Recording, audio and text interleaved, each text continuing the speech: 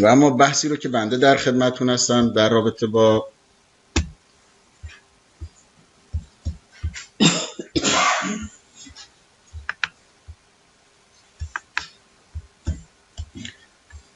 تشخیص بیماری میاستنی گراو هست. میدونید بیماری میاستنی گراو در واقع شایع‌ترین اختلال اکتسابی در واقع نوروماسکولار جانکشن هست که در اثر تولید یه سری آنتیبادی ها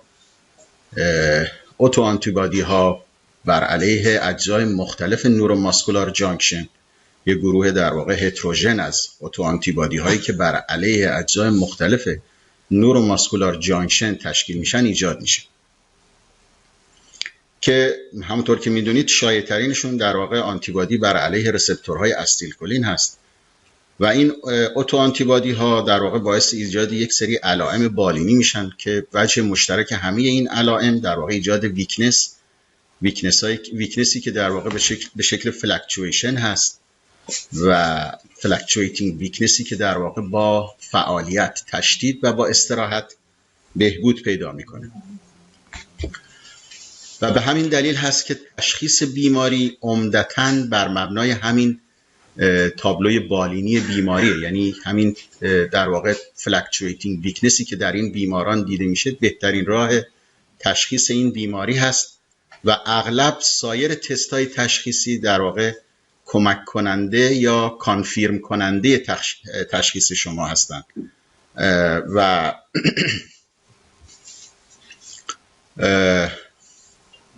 تو مواردی که در واقع شک به بیماری وجود داره استفاده از سایر تست ها در واقع برای کانفیرم کردن و یا تو بعضی از موارد برای مشخص کردن در واقع پلن درمانی بیمار. و اما تشخیص بیماری میاستنی گراو همونطور که تو این اسلاید مشاهده میکنید بر مبنای 4 پایه است که پایه اول همونطور که خدمتتون عرض کردم هیستوری و فیزیکال اگزم، دوم تست های فارماکولوژیک، سوم تست های سرولوژیک و بالاخره تست های فارماکولوژیک هست که حالا راجع به تک تک اینا من یه توضیح مختصری خدمتتون خواهم داد. همونطور که گفتیم مهمترین وجه بالینی این بیماری همون فلکچویتینگ ویکنسه و با توجه به اینکه این بیماری عمدتاً عضلات چشمی رو درگیر میکنه،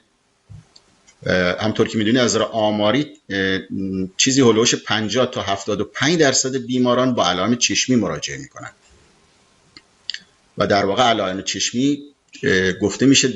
بالاخره در بیش از 90% بیماران ایجاد خواهد شد و در واقع شایع‌ترین علائم بیماری علائم چشمی و همین دلیل هم عمدتاً مانوری که توی معاینات بالینی این بیماران ما داریم عمدتاً در رابطه با علائم چشمی بیماره که یه سری تست هایی تو این قسمت داریم که حالا من راجع به یه تعداد از اینا یه توضیحات مختصری رو خدمتتون عرض میکنم. یکی از ساده ترین تست ها تست همونطور که میدونید تست سیلینگ است که در واقع تو بیمارانی دیده میشه که مثبت میشه که در واقع دچار پتوز هستن یا حالا چه این پتوز ممکنه به شکل واضح دیده بشه و یا ممکنه بیمار با شکایت پتوز به ما مراجعه کنه اما در موقعی که به شما مراجعه کرده پتوز نداشته باشه، که با یه تست ساده همونطور که میدونید با از بیمار میخوایم که به سمت سقف نگاه بکنه و همین نگاه کردن به بالا باعث در واقع ایجاد خستگی و افتادگی پلک بیمار میشه همونطور که تو این کلیپ مشاهده میکنید.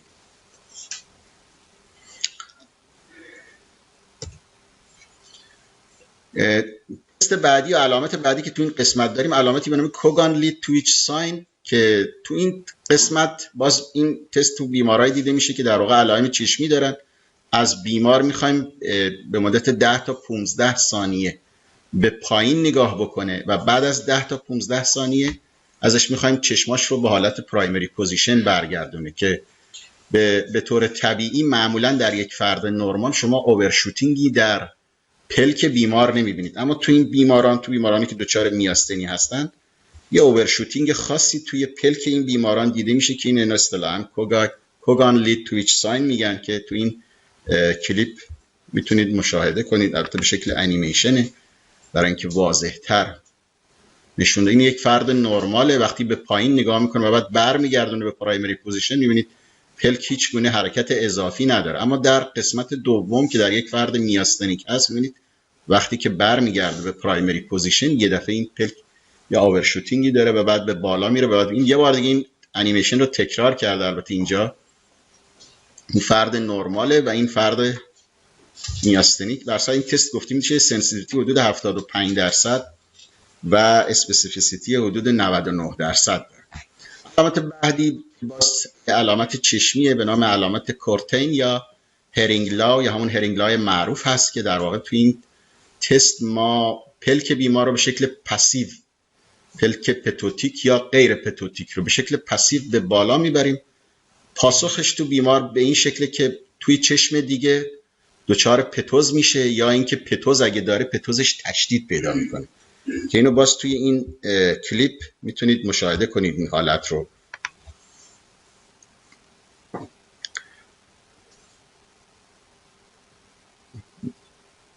پلک بیمار رو به شکل پسیو که بالا میبریم، چشم سمت مقابل دچار پتوز یا تشدید پتوز میشه و باز همینطور اگر اون یکی چشمش رو باز به سمت بالا ببریم باز همین حالت رو توی چشم مقابل میبینیم. اینم باز علامت خوبیه که تو بعضی از بیماران ممکنه دیده بشه. علامت بعدی علامتی به اسم پیک ساین که در واقع ناشی از ضعف عضلات اوربیکولاریس اوکولی هست که در بعضی بیماران دیده میشه. اونایی که در واقع درگیری عضلات فشیال دارن که از بیمار میخوایم که چشمش رو محکم ببنده و بعد از 1-2 دقیقه به دلیل ضعفی که تو عضلات چشمی بیمار، ضعف عضلات اوربیکولاریس اوکولی هست، اون حالت طبیعی که در واقع اون مژه‌های فرد زیر بستن چشم محو میشن، یواش یواش اون مژه‌ها خودشون رو نشون میدن. این حالت رو اصطلاحاً بهش پیک ساین میگن که باز اینجا تو این کلیپ به راحتی دیده میشه. تو این بیماره که از بیمار میخوایم چشمش رو محکم ببنده و بعد از 1-2 دقیقه میبینید یواش یواش مژه‌ها خودشون رو نشون میدن. باز به دلیل ضعفی که توی عضلات فشیال بیمار هست. و بالاخره تست معروف آیس پک که از ارزش تشخیصی هم سنسیتیویتی بسیار خوبی داره هم اسپسیفیسیتی بسیار خوبی داره و همونطور که میدونید این تست رو عمدتاً تو بیمارانی استفاده میکنیم که در واقع تو بیمارانی استفاده میکنیم که علائم چشمی دارن، به خصوص پتوز، که یک کیسه آب یخ میذاریم روی چشم بیمار به مدت 1-2 دقیقه و بعد از 1-2 دقیقه میبینیم این پتوز بیمار کاملا برطرف میشه.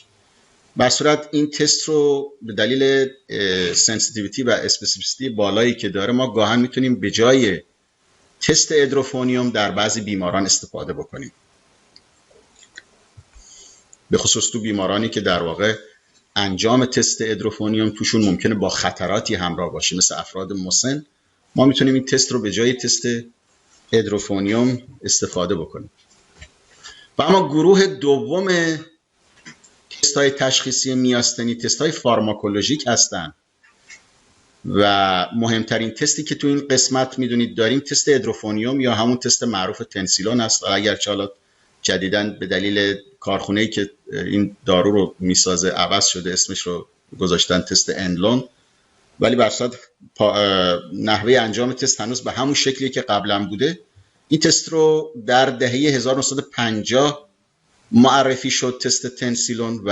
البته قبل از اون تستای مشابهی داشتیم مثل تست پروستیگمین یا نوستیگمین و اساس این تست هم در واقع بر مبنای همون تقویت انتقال عصب به عضله است. یعنی در واقع با اثری که بر روی، یعنی در واقع با بلوکی که بر روی آنزیم کولینستراز ما ایجاد میکنیم باعث تقویت نوروماسکولار جانکشن و انتقال هدایت عصب به عضله میشه. تو این اسلاید به طور مشروح در واقع این تست توضیح داده شده که چگونه بایستی این تست رو انجام بدیم. مراحل مختلفش رو توضیح داده. بر صورت بیمار رو ما قبل از اینکه تست رو بخوایم انجام بدیم حتما بهش توصیه میکنیم که اگه دارویی داره مصرف میکنه داروش رو حداقل 12 تا 24 ساعت ترجیحاً قبلش قطع بکنه. حتما قبل از تست بایستی توجه بکنیم، این مهمترین فاکتوره که بیمار یک پارامتر قابل اندازه‌گیری داشته باشه که تو این قسمت بهترین پارامتر میگن پتوز هست. بر صورت همونطور که میدونید آیوی لاینی از بیمار گرفته میشه و آمپولای ادروفونیوم که آمپولای 10 میلی توی یه سی سی داره، با توجه بر اینکه میخوایم کنترل دقیقی در نحوه تزریق آمپول داشته باشیم، معمولا توی سرنگ انسولین میکشیم، ابتدا 0.2 سی سی یا 2 میلی گرم تزریق میکنیم، در صورتی که بیمار هیچ واکنشی نشون نده بقیه آمپول رو، حالا اون 8 میلی گرم بعدی یا 0.8 سی سی بعدی رو یه جا میتونیم تزریق کنیم، اگرچه بعضیا احتیاط بیشتری میکنن، ابتدا 3 میلی و بعدش 5 میلی تزریق میکنن، به صورت نتیجه فرقی نمیکنه. در صورت پاسخ دادن بیمار خب تست مثبت تلقی میشه. بر صورت این دارو همونطور که میدونید بر صورت یک داروی با عوارض کولینرژیک و خطرات کولینرژیک، به خصوص در افراد مسن حتما بایستی مواظب مسائل قلبی عروقی در بیمار باش.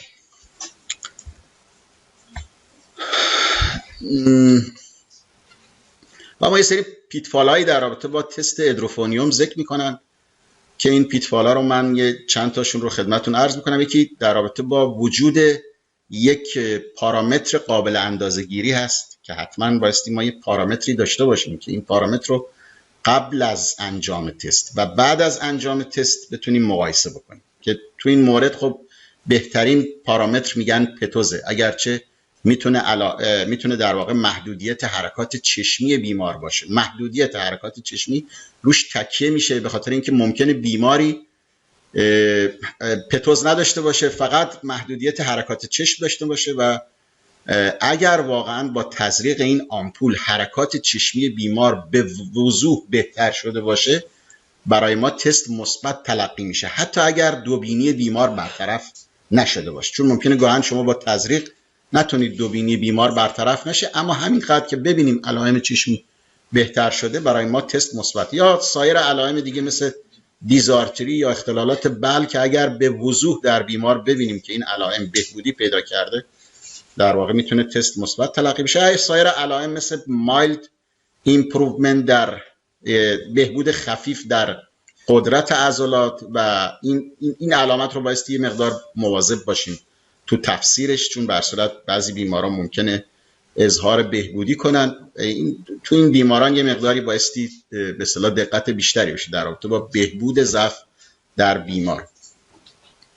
مسئله بعدی ساید افکت این داروه که همونطور که خب خدمتتون عرض کردم بر صورت داروی کولینرژیکه و انواع و اقسام عوارض کولینرژیک میتونه در بیمار ایجاد بشه و به خصوص تو این قسمت عوارض قلبی میتونه گاهن خطرناک باشه برای بعضی از بیماران. به خاطر همین هم هست که بایستی همیشه آمپول آتروپین رو در دسترس داشته باشیم.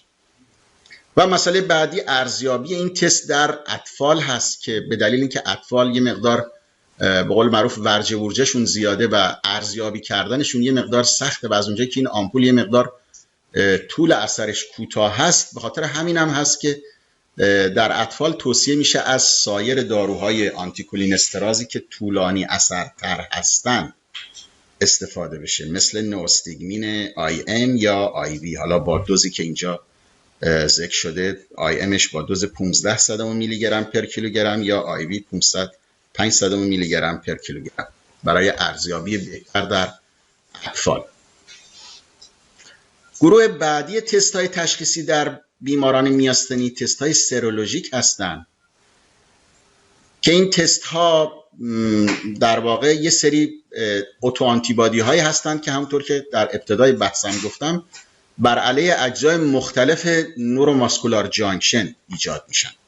که مهمترینشون و شایع‌ترینشون همون آنتیبادی بر علیه رسپتور استیلکولین هست که در واقع اختصاصی ترین تست بیماری میاستنی گراو محسوب میشه. البته تو این قسمت غیر از این آنتیبادی آنتی استیلکولین، آنتی مسک هم به عنوان اختصاصی ترین اگر مثبت بشه تست میاستنی محسوب میشه. برصد این تست یعنی تست آنتی استیلکولین همونطور که میدونید تو همه بیماران مثبت نیست. در صورت تو آمارهایی که هست میگن تو 85% بیمارانی که فرم جنرالیزه بیماری رو دارن و چیزی هولوش 50% از اونایی که فرم چشمی بیماری رو دارن مثبته. و سرونگاتیویتی تو افرادی که فرم خالص چشمی رو دارن یا فرم خفیف بیماری رو دارن یا تو رمیشن بیماری هستن ممکنه دیده بشه. برصد یکی از مسائل دیگه که در رابطه با آنتی استیلکولین ذکر میکنن اینه که متاسفانه تیتر این آنتیبادی هیچ کورلیشنی با شدت بیماری نداره و در واقع به عنوان یک گاید درمانی محسوب نمیشه در بیمار، خیلی روش نمیشه مانور داد توی بیماران. من میگن که آنتی استیلکولین رسپتور آنتیبادی ممکنه در ابتدای بیماری منفی باشه و بعدها به مرور زمان یواش یواش با افزایش تیتر آنتیبادی این آنتیبادی مثبت بشه. به خاطر همین هم هست که تو بیمارانی که سرونگاتیو در رابطه با این آنتیبادی توصیه میشه که حتما بعدها دوباره چک بشن. بر صورت نرمال بودن، منفی بودن این تست تشخیص میاستنی رو حتی تو بیمارانی که فرم جنرالیزه بیماری رو دارن رد نمیکنه و یه سری موارد مثبت کاذب این آنتیبادی رو هم ذکر میکنن که اینجا لیستشون رو من نوشتم: اوتوایمیون لیور دیزیز، نوروپاتی های التهابی، ALS، تایموموهایی که بدون میاستنی گرافت پرزنت میشن و یا افراد نزدیک به افراد نزدیک به بیماران دچار میاستنی و همینطور در افرادی که دچار در واقع سندروم ایتون لامبرت هستن. آنتیبادی بعدی تو این قسمت آنتی ماسک هست که گفته میشه در 40 تا 70% از بیمارانی که دچار فرم ژنرالیزه سرونگاتیو هستن و فرم ژنرالیزه بیماری رو دارن ممکنه مثبت بشه و به خاطر همین هم هست که تو تمام بیمارانی که آنتی استیلکولین رسپتورشون منفی هست توصیه میشه حتما این آنتیبادی رو چک بکنید. برصد این آنتیبادی یا دیدن این آنتیبادی تو بیماران یعنی که بیمارانی که دچار این نوع یعنی آنتیبادی تو خونشون مثبته، یه سری تفاوت‌هایی نسبت به فرم معمول مثبت در واقع آنتی استیلکولین پوزیتیو بیماری دارن که تو چند جنبه ممکنه متفاوت باشن. یکی از نظر اپیدمیولوژیک، یکی از نظر نوع درگیری عضله و یکی از نظر پاسخ به درمان. مثلا در رابطه با این آنتیبادی گفته میشه بیشتر تو خانم‌های جوان مثبت میشه، یا از نظر درمانی معمولا این فرم به درمان مقاومت بیشتری نشون میده، و یا از نظر نوع درگیری عضلانی که میدونید فرمای بولبر در واقع درگیری عضلات بولبر و عضلات تنفسی تو بیماران آنتی ماسک نسبت به فرم‌های معمول میاستنی بیشتر دیده میشه و بیشتر درگیر میشه، و یا در رابطه با پاتولوژی تیموس که تیموس معمولا توی بیماران نرمال گفته میشه هست، و یا نوع آنتیبادی که تو این بیماران میگن از نوع IgG4 هست. بعدی آنتی LRP4 هست که یه آنتیبادی جدیدی هست که تو این بیماران دیده شده. گفته میشه که در تقریبا 9% از بیماران میاستنی که در واقع تستشون برای آنتی ماسک و آنتی استیلکولین منفی هست دیده میشه، یعنی در 9% از بیماران سرونگاتیو ممکنه این آنتیبادی مثبت بشه. این آنتیبادی و اینکه نقشش چی هست گفته میشه این پروتئین میگم آنتیبادی، این پروتئین یعنی پروتئین LRP4 یک کمپلکسی رو میگن با ماسک و اگرین در قشای ماسل فایبر تشکیل میده که این نقش مهمی رو در واقع پراکندگی و استابیلیزیشن رسپتورهای استیلکولین بازی میکنن و گاهن به خاطر همین در واقع کمپلکسی که با ماسک داره این آنتیبادی، گاهی اوقات فنوتیپ این بیماران خیلی شبیه به بیمارانی میشه که آنتی ماسک پوزیتیون. برصورت در رابطه با این آنتیبادی گفته میشه که این آنتیبادی هم بیشتر تو خانم‌های جوان با فرم چشمی یا فرم ژنرالیزه خفیف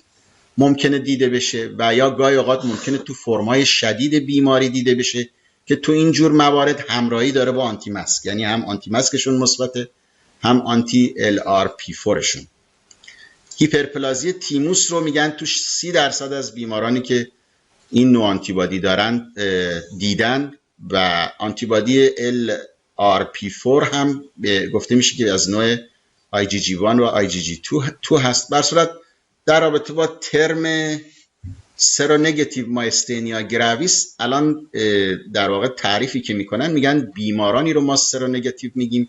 که هر سه نوع آنتیبادی رو که الان قابل اندازه‌گیری هستن، یعنی آنتی استیلکولین، آنتی ماست و آنتی LRP4 هر سه منفی بشن. و اما آخرین قسمت در رابطه با تشخیص میاستنی تست های الکتروفیزیولوژیک هستند که این تست ها عمدتاً تو بیمارانی استفاده میشن که مشکوک به میاستنی گراو هستند و ما یا برای تشخیص سریعتر بیماری عجله داریم و یا اینکه بیماری و تشخیص بیماری هنوز برای ما مسجل نشده. که تو این قسمت همطور که میدونید ما 2 تا تست داریم، یکی تست RNS هست و یکی تست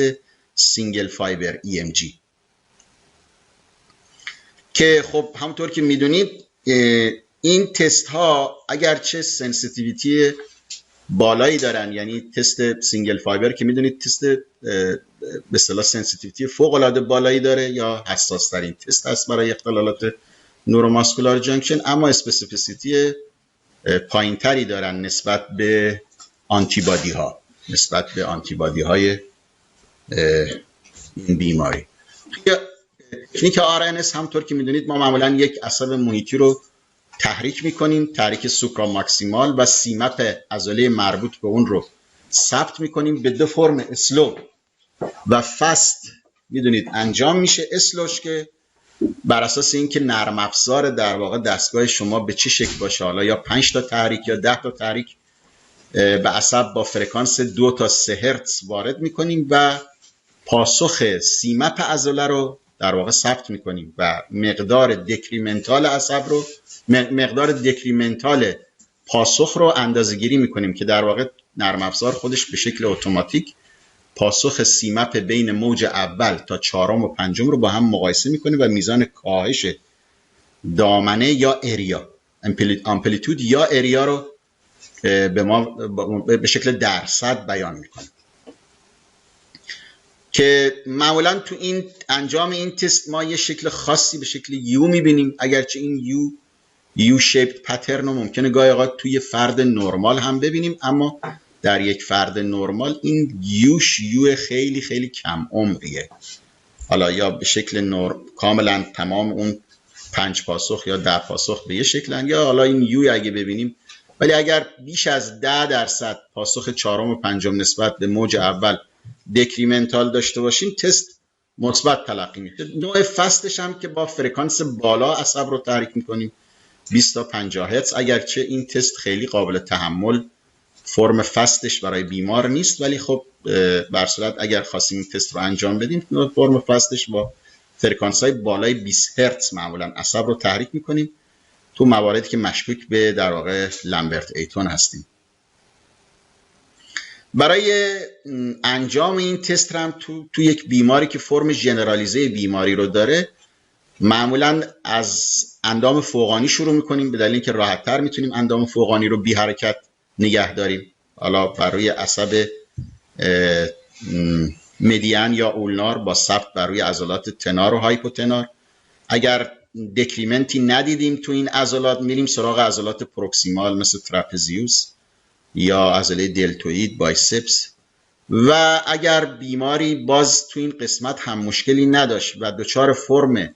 اوکولار بیماری بود، فرم چشمی بیماری بود، که میتونیم در واقع این تست رو روی عضلات صورت مثل عضله اوربیکولاریس اوکولی یا نیزالیس چک بکنیم. البته با نحوه انجام تست اینجا به طور مفصل توی این اسلاید شرح داده شده. البته من نمیخوام همه این موارد رو ذکر کنم، تو اسلایدهای بعدی اون قسمت‌های اصلیشون رو خدمتتون ذکر میکنم، ولی بر صورت این مراحل مختلف انجام این تست توی این اسلاید.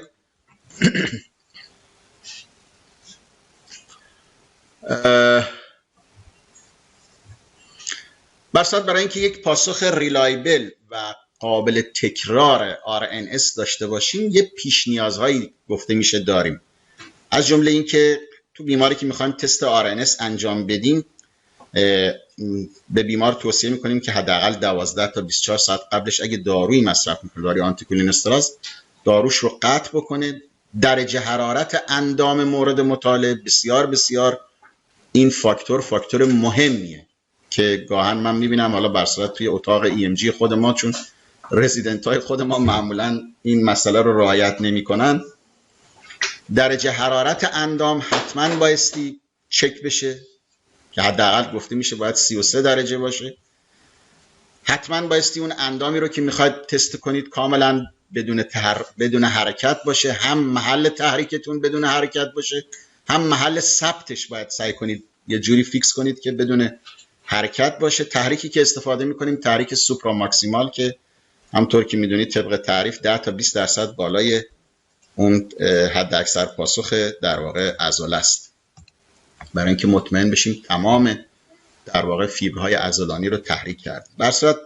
در رابطه با نوع عصبی که روش RNS انجام میشه بسته به اینی که بیمار چه علامتی داشته باشه، بر اساس علائم بیمار اون تست RNS اون رو معمولا انتخاب میکنیم که کجا انجام بدیم. مسئله بعدی راجع به قابل تکرار بودن تسته که حتما بایستی اگر بیماری تستش ابنورمال باشه حتما بعد از 1-2 دقیقه تکرار کنیم و یک پاسخ قابل تکرار داشته باشیم، نه فقط یک بار اگه گرفتیم دیدیم ابنورمال فوری بگیم تست مثبت. و مسئله بعدی که حتما چک کردن پست اگزرسایز فسیلیتیشن تو مواردی که تست مثبت میشه حتما بایستی یک کنترکشن 10 ثانیه‌ای به بیمار بدیم و ببینیم آیا پاسخ بیمار در واقع پست اگزرسایز فسیلیتیشن تو بیمار دیده میشه یا نه. و بالاخره تو بیمارانی که پاسخشون نرماله یعنی زیر 10% دکریمنت دارن که حتما بایستی تست ماکسیمال ولنتری اگزرسایز یعنی عضله رو به مدت 1 دقیقه در واقع کنترکشن بدیم و توی دقایق بعدی یعنی دقیقه 1 و 2 و 3 و 4 و 5 حداقل 5 دقیقه اون عضله رو مجددا تحریک متوالی کنیم. و این یه نمونه از تست RNS، این اتفاقاً مال بیماری بود که چند روز پیش من انجام دادم که همونطور که ملاحظه میکنید فاکتورهای آمپلیتود دکریمنت این بیمار و اریا دکریمنتش چیزی نزدیک به 40 تا 50% افت دامنه داره و یه چیز دیگه ای که تو این پترن این در واقع پاسخ میبینید همون در واقع شکل یو شیپیه که میگیم توی این بیماران ممکنه توی بیماران دیده میشه. این هم باز یه نمونه دیگه از تست RNS در یک بیمار دیگه است. و اما آخرین تست این قسمت تست سینگل فایبر هست که این تست اولین بار توسط جناب استالبرگ و همکارانش در دهه 60 معرفی شد. همونطور که میدونید این تست به عنوان حساس ترین تست در اختلالات نوروماسکولار جانکشن شناخته میشه و در واقع اساس این تست بر مبنای ثبت اکشن پتانسیال 2 تا ماسل فایبر متعلق به یک موتور یونیت، در واقع فاصله زمانی ماسل فایبر اکشن پتانسیال 2 تا ماسل فایبری که به یک موتور یونیت تعلق دارن رو این فاصله زمانی اکشن پتانسیال این 2 تا ماسل فایبر رو ما اندازه‌گیری می‌کنیم و به عنوان جیتر اصطلاح جیتر رو به کار میبریم که اگر جیتر برای اون در واقع تو هر عضله به طور طبیعی ما یک میزان نرمال جیتر داریم، اگر بیش از اون میزان باشه تست در واقع مثبت تلقی میشه یا در واقع مختل محسوب میشه، چون معمولا برای انجام این تست ما حداقل بایستی 20 نمونه از جیتر یک عضله رو اندازه گیری کنیم و اگه بیش از 10% پاسخ‌ها ابنرمال بودن تست مثبت تلقی میشه. یا اگر مین جیتر اون 20 تا رو اندازه بگیریم و بیش از مین تعریف شده برای اون عضله خاص باشه تست مثبت تلقی میشه. بر اساس این تست به 2 شکل استیمولیتد و ولیشنال انجام میشه. تستی که فرمی که معمولا به شکل معمول ما استفاده میکنیم فرم ولیشنال تسته که در واقع از خود بیمار میخوایم که عضله رو منقبض بکنه و بعد میگردیم توی عضله و 2 تا در واقع ماسل فایبر رو پیدا میکنیم که همزمان منقبض میشن و یا فرم استیمولیتدش که در واقع تو مواردیه که بیمار همکاری نمیتونه بکنه، یا تو بچه ها یا توی افرادی که دچار کما هستن یا کسایی که دچار ترمور هستن میتونیم از فرم استیمولیتدش استفاده کنیم. بیشترین عضلاتی هم که برای این تست ما استفاده میکنیم 3 تا عضله معروف اوربیکولاریس اوکولی، اکستنسور دیجیتروم کامیونیس و عضله فرونتالیس هستن. این 3 تا عضله است که عمدتاً روش ما مانور میدیم. بر صورت بله تمومه خانم دکتر، چیزی نمونده. بر صورت اینجا این اسلاید رو من توضیح دادم و همونطور که گفتم سنسیتیویتی این تست چیزی نزدیک به 90 تا 99% گفته میشه. تو فرمای چشمی 90، تو فرمای ژنرالیزه تا 99%. که از فاکتورهای مثبت این تست اینه که هم تو افراد سرو پوزیتیو و هم تو افراد سرو نگاتیو این تست در واقع سنسیتیویتیش بالاست، به همون شکل 90 تا 99% فرقی نمیکنه. ارزش پروگنوستیک هم برای این تست قائلن، اما برصد یه بدیهایی داره این تست، از جمله اینکه تست فوق العاده وقتگیر و خسته کننده هم برای پزشک هم برای بیمار. و استفاده از سوزنهای خاصی که تو این مورد استفاده میشه، اگرچه الان ما به راحتی دیگه با نیدل‌های کانسنتریک معمول ما این تست رو انجام میدیم. و این یک سینگل فایبر در یک فرد، سینگل فایبر در واقع یک جیتر نورمال در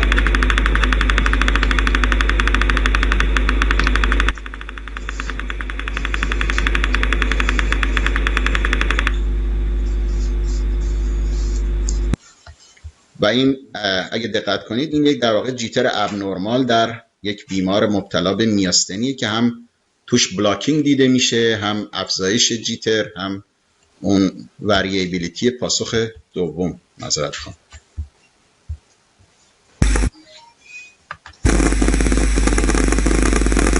می‌بینید که پاسخ دوم مرتباً جاش تغییر میکنه، نشون دهنده دانه شدن جیتر و فنومن بلاکینگ هم بعضی از پاسخ‌ها دیده میشه.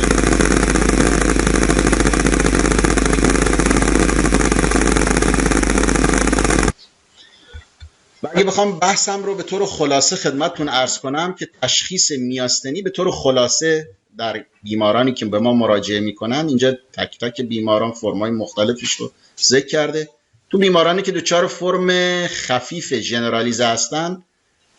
برای اینکه به تشخیص برسیم گفته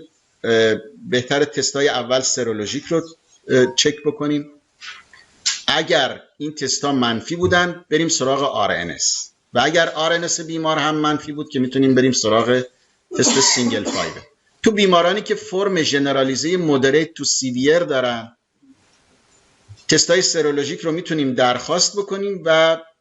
بلافاصله، چون بر صورت جواب تستای سرولوژیک میدونید یه دوره زمانی طولانیه،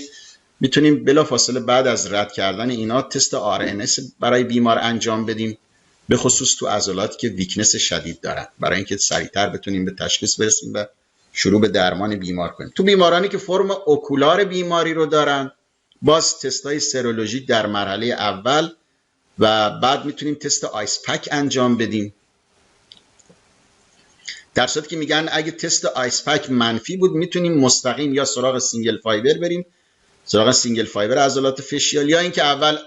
RNS عضلات فشیال انجام بدیم و بعد بریم سراغ سینگل فایبر اگر منفی بود. و بالاخره تو بیمارانی که فرم بولور بیماری رو دارن، باز تستای سرولوژیک RNS اگر خواستیم به تشخیص سریعتر برسیم، RNS عضلات فشیال، و در صورت منفی بودن میتونیم سراغ سینگل فایبر بریم. این بحث کلی من بود. امیدواریم که